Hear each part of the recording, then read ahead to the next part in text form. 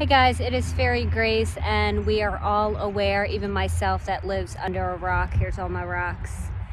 Who lives totally under a rock, is aware of what's going on in our country and in the world right now. And it's a very stressful time. And I was reminded today, as we have a house with teenagers and a toddler and other issues, that it can be very stressful, even though you are happy that your loved ones are with you and they are safe.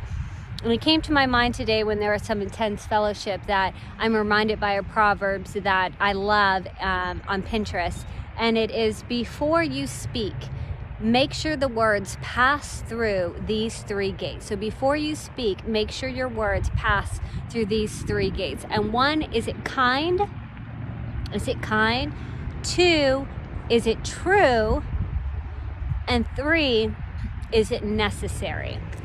So normally I can pass the first two, but the third one gets me. Is it necessary? Because in my words, I feel like sometimes when we say something that is true, maybe it isn't so kind to someone else. But in my mind, it is being kind by telling them the truth or telling them something that will help them, because I'm a fixer.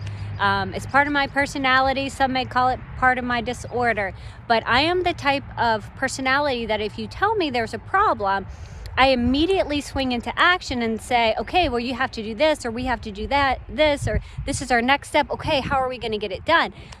And the person that ticks off the most is a person that just needs to filter things and speak and vent and let things off of their chest. That's their personality. So you can see where the two different personalities would clash. Both are good and both should be honored and respected, but I had to remember that today, as sometimes people in our family just need to speak and let things out, and I don't need to fix everything, because one, people don't want it, and that's reason enough to let it go. But I just want to encourage you with what you're doing with your life. For me, I had all my jobs in March cancel. I'm an entertainer, and in April they started calling and messaging me that my April jobs are starting to be canceled. So I am living off of my modest savings that I have worked so hard to get in all my travels as a gypsy. Which quickly brings me to a big, heavy topic of Steve Harvey and I have so much in common. Like, we're both on our third marriage. I know, rewind that one.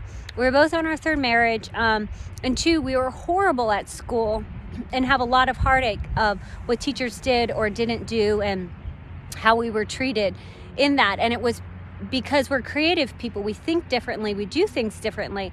And it's so refreshing, and it's hard for me to believe when I run into people that I work with or I do events for on multiple levels and I get reused and stuff, how they're like, oh my gosh, what can't you do?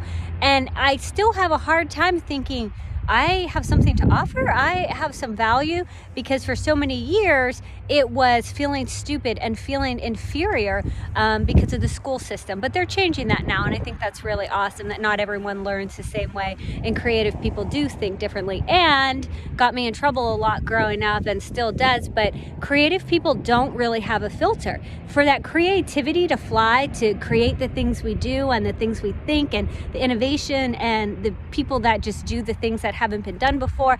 I know some of you are like, you're giving yourself way too much credit, but we can create something out of nothing.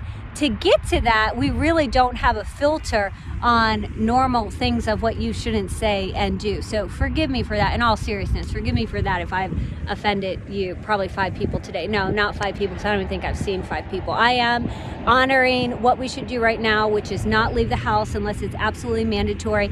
My family won't see me anyhow because they are in the medical field and stuff of that nature, and not EMT, firefighters and stuff like that. And they're like, listen, we shouldn't even be seeing each other because we're all seeing these people. So I'm like, okay, I'm just down on the farm, literally. So when I was driving, I have to take my son to his dad's a few times a week. I was passing a park, and it was completely dead yesterday, but today there were people there, and I kind of had mixed emotions. But you could almost feel, and I could be overreacting or overthinking, but you could almost feel the spirit of them just being thankful, to be out and be with each other, but also there was like a somber feeling that was out there, almost like a reverence of what is going on, but them still trying to honor themselves and respect their lives and get healthy, because medical science does say walking 15 minutes a day, walking 15 minutes a day will get people out of depression. And depression is something serious. I've been through it. My sweetheart's been through it. I know people that struggle with it. It is real. And I have tips to that also, just because I've been there and I've battled that. And you have to like cut that snake's head off immediately as soon as you start feeling it, or at least give yourself one day to be depressed. Sometimes I'll do that, like, okay, one day to just be depressed, and then that next day you get out of bed and you make it. And that's something I tell myself when it takes 21 days, they say, to make a habit.